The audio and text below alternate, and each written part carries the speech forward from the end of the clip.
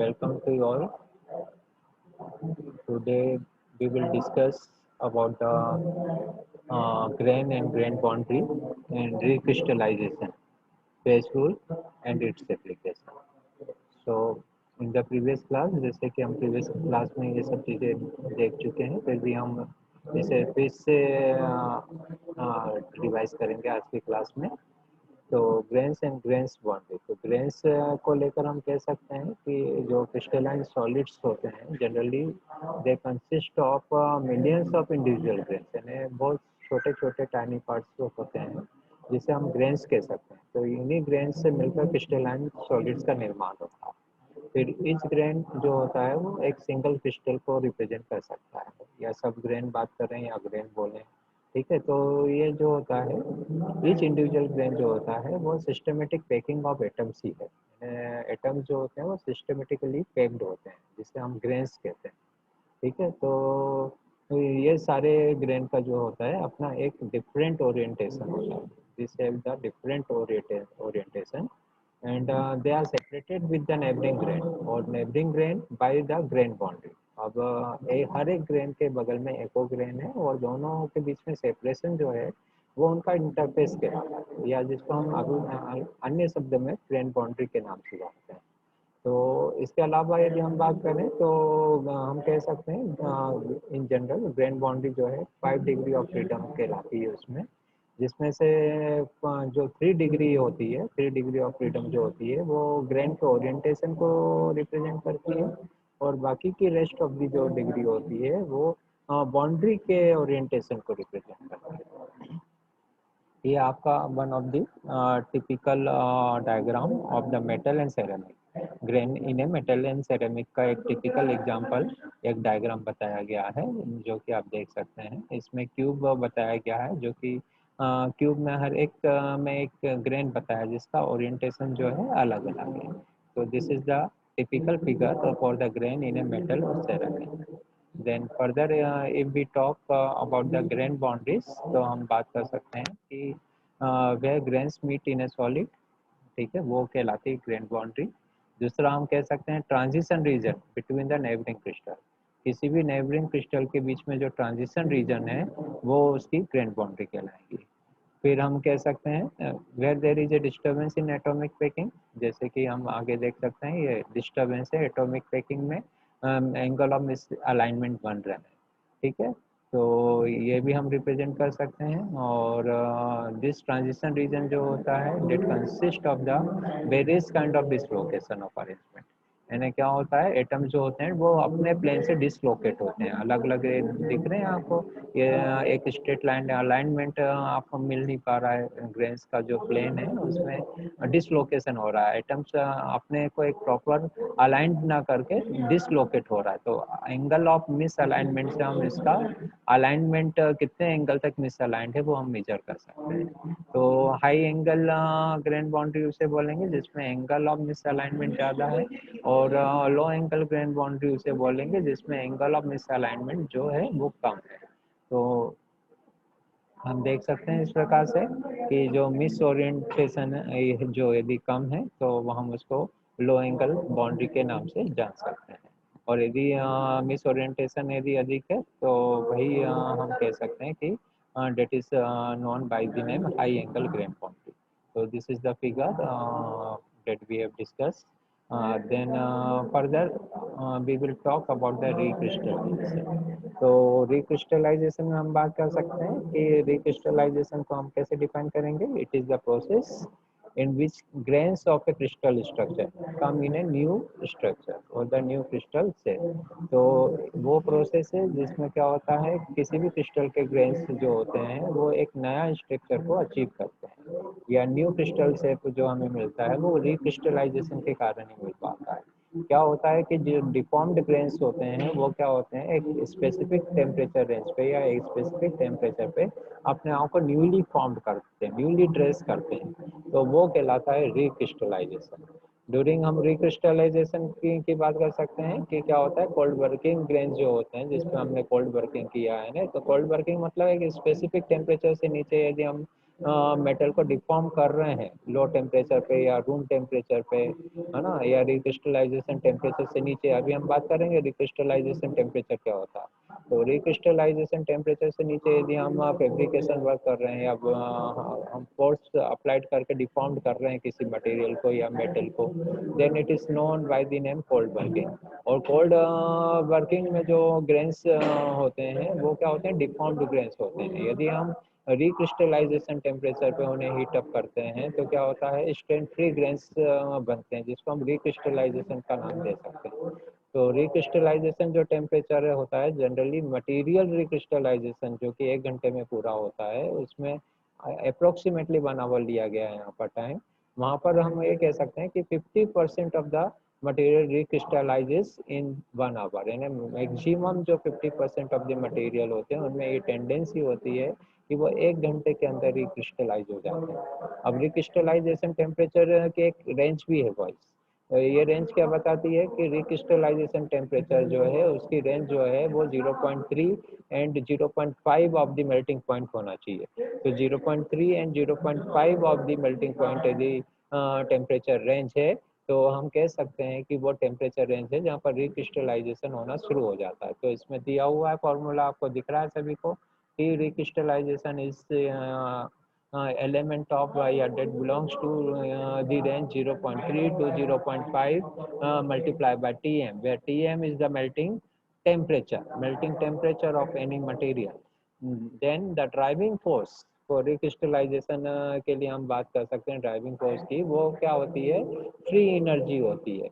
और free energy कौन सी होती है, that is the difference between the deformed and undeformed material में जो एनर्जी होती है उसकी जो डिफरेंस हमें मिलेगा, उन दोनों की एनर्जी का जो डिफरेंस मिलेगा, डिफॉर्म्ड एंड अनडिफॉर्म्ड मटेरियल के बीच में जो फ्री एनर्जी है वो उन दोनों का डिफरेंस है। यानी डिफॉर्म्ड ग्रेन्स की जो एनर्जी है और अनडिफॉर्म्ड ग्रेन्स की जो एनर्जी है वो क्या होगी, एक दूसरे का जो डिफरेंस होगा उतने अमाउंट ऑफ में एनर्जी रिलीज करती है।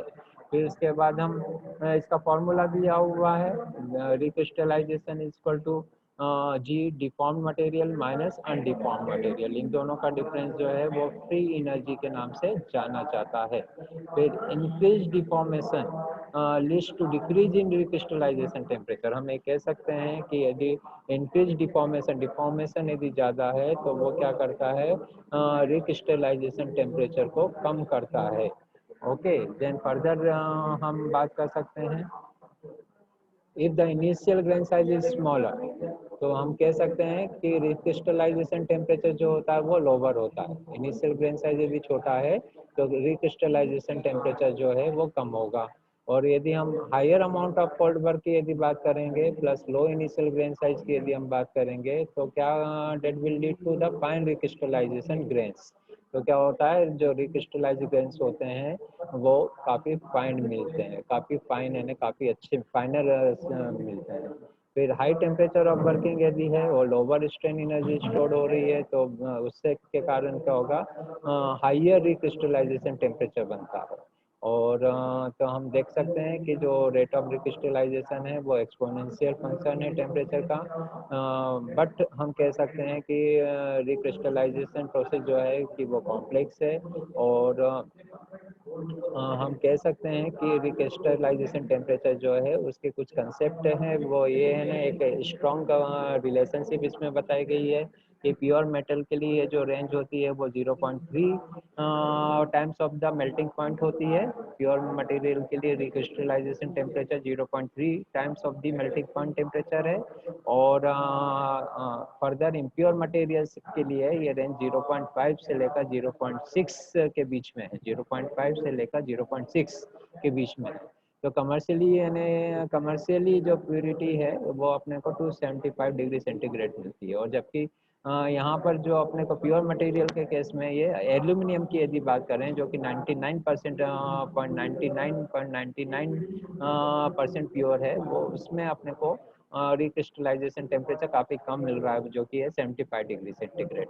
तो हम देख सकते हैं कि इम्प्योर मटेरियल के लिए जो रिक्रिस्टलाइजेशन टेम्परेचर की रेंज है वो ज़्यादा है और जो प्योर मटेरियल है उसकी रिक्रिस्टलाइजेशन टेम्परेचर की रेंज कम है। बट अब हमारा जो मेन टॉपिक है वो फेस रूल है। तो फेस के बारे में हम बात करेंगे। फेस क्या कहलाता है? A phase is a physically distinct part of a system that is mechanically separable from other parts in the system। हम क्या कर सकते हैं? फेस वो पार्ट है जो कि फिजिकली हम जिसको डिस्टिंक्ट कर सकते हैं, सेपरेट कर सकते हैं, या जिसे आइडेंटिफाई कर सकते हैं कि हाँ, this is the different phase that है the identical and homogeneous in nature and that can be presented as a separate physical form। Separate physical form के रूप में हम इसको प्रेजेंट कर सकते हैं। अभी जो फेस होता है date can be the pure भी हो सकता है, कंपाउंड भी हो सकता है, मिक्सचर भी हो सकता है, किसका? सॉलिड एंड एक्यूज सोल्यूशन का। But they behave as a coherent substance with fixed chemical and physical properties. तो हम कह सकते हैं कि जो फेस होता है वो क्या होता है, जिसकी properties chemical and physical properties जो होती है एक समान होती है, तो उसे हम फेस के नाम से जानते हैं। जैसे वेपर फेस हो गया, वो पानी का ही अपन तीन फेस की बात कर लेते हैं। जैसे पानी जो होता है, वाटर जो होता है, वो वेपर फेस में भी मिलता है हमें। फिर उसके बाद पानी का भी हमें सॉलिड फेस में मालूम है ना, पानी यदि सॉलिड फेस में तो कैसा दिखेगा? हमें बर्फ के रूप में दिखेगा, तो बर्फ उसका एक दूसरा फेस हुआ।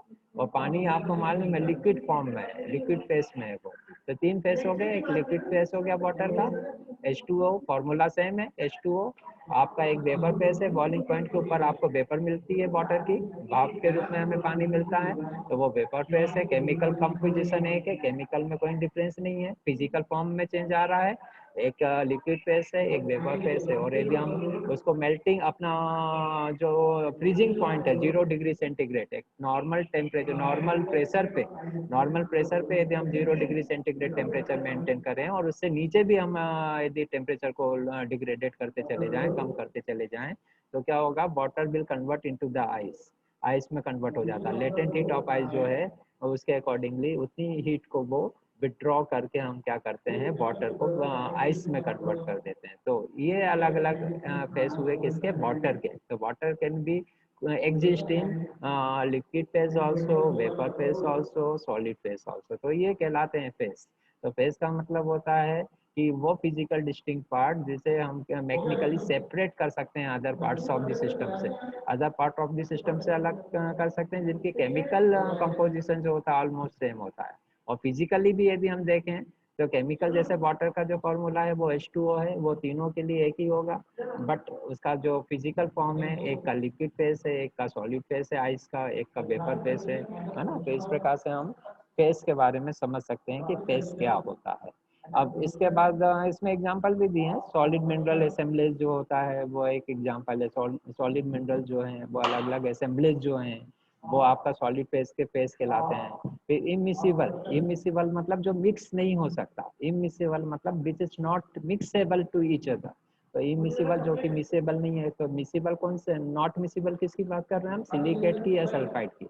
यदि हम सिलिकेट और सल्फाइड मेल्ट्स को मिक्स कर दें जो कि मिक्स नहीं हो रहे हैं, तो वो दोनों अलग अलग फेस में ही रहेंगे। फिर इमिसिबल लिक्विड की बात कर रहे हैं, वाटर और हाइड्रोकार्बन। वाटर और हाइड्रोकार्बन चूंकि एक दूसरे में मिक्स नहीं होते हैं, तो दोनों अलग अलग फेस को रिप्रेजेंट कर रहे हैं। तो इस प्रकार से हम देख सकते हैं, फेस को डिफाइन कर सकते हैं वॉइस। फिर फर्दर हम बात करेंगे गिब्स फेस रूल की। गिब्स फेस रूल की यदि हम बात करें तो इसमें ये फॉर्मूला दिया हुआ है, P+1 इक्वल टू C+2, है ना। तो ये फॉर्मूला है और इसकी ब्यूटी ये है कि PFC जो कि अब पहले हम देख लें इसका फुल फॉर्म क्या होता है, यानी P किसको रिप्रेजेंट कर रहा है, F किसे रिप्रेजेंट कर रहा है और C किसे रिप्रेजेंट कर रहा है। तो ये जो है केमिकल इक्विलिब्रियम के कंडीशन में ये गिब्स फेस रूल का एक केमिकल एक सिंपल फॉर्मूलेशन है जो कि हमें इक्विलिब्रियम स्टेज में ये कंडीशन को बताता है कि ये सेटिस्फाइड होती है तो वो कहलाता है गिब्स फेस रूल के द्वारा। ये कंडीशन को सेटिस्फाइड करने पर हम क्या कर सकते हैं? फेस को इक्विलिब्रियम स्टेज में मेंटेन कर सकते हैं। तो इक्विलिब्रियम स्टेज में ये कंडीशन फुलफिल्ड होती है किस कोई सा भी फेस हो। तो इक्विलिब्रियम कंडीशन में P is the number of faces in the system. P जो है वो नंबर ऑफ फेसेस की, एक फेस का मटेरियल है या होमोजेनियस मिक्सचर है या दो फेस है या थ्री फेस है, तो P is the number of faces, है ना।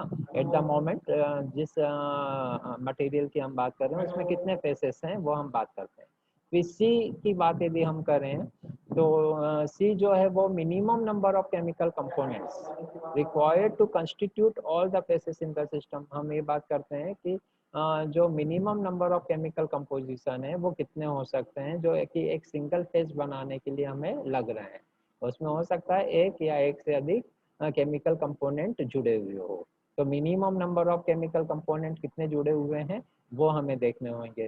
फिर उसके बाद इसी को हम सेकंड लैंग्वेज में कह सकते हैं, C is nothing but the minimum number of substances. हम कह सकते हैं C is nothing but the minimum number of substances that could be use to prepare each phase individually. यानी हर एक फेस को इंडिविजुअली बनाने के लिए मिनिमम नंबर ऑफ जितने भी सब्सटेंस की जरूरत पड़ रही है वो कहलाते हैं आपके सी से हम उसको रिप्रेजेंट कर रहे हैं। फिर एफ की बात करें तो F is the number of degree of freedom in the system. इसको हम कह सकते हैं वेरिएंस के नाम से भी जानते हैं। तो या हम इसको दूसरे शब्दों में यदि बात करें कि number of degree of freedom से क्या मतलब है कि maximum number of intensive variables कितने हैं उसमें। Intensive variable that can be varied independently while the system remains in equilibrium state। कि भाई इंटेंसिव वेरिएबल मतलब बेटा जो मास के ऊपर डिपेंड नहीं करता है, जो मटेरियल की डेंसिटी के ऊपर डिपेंड नहीं करते हैं, वो सारी प्रॉपर्टी जो है वो इंटेंसिव वेरिएबल या इंटेंसिव प्रॉपर्टी कहलाती है। जैसे कि टेम्परेचर, टेम्परेचर यदि किसी सब्सटेंस का यदि कम ज़्यादा हो रहा है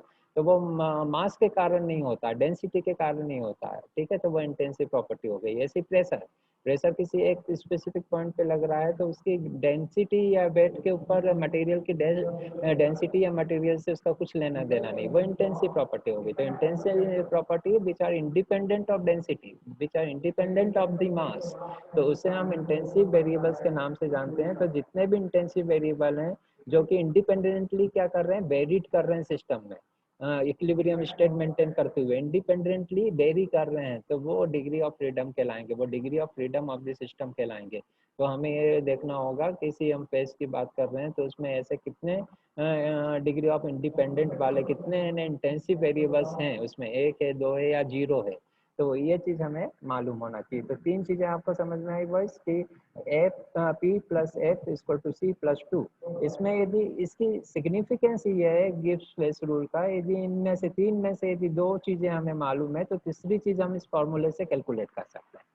तो this is the significance of the Gibbs flesh rule कि दो चीज़ें मालूम है तो तीसरी हम निकाल सकते हैं। तो दो चीज़ों का, दो एलिमेंट्स, दो वैल्यू यदि आपको मालूम है आइदर पी और एफ तो आप सी की वैल्यू निकाल सकते हैं। यदि आपको एफ और सी की वैल्यू मालूम है तो आप नंबर ऑफ फेसेस कैलकुलेट कर सकते हैं।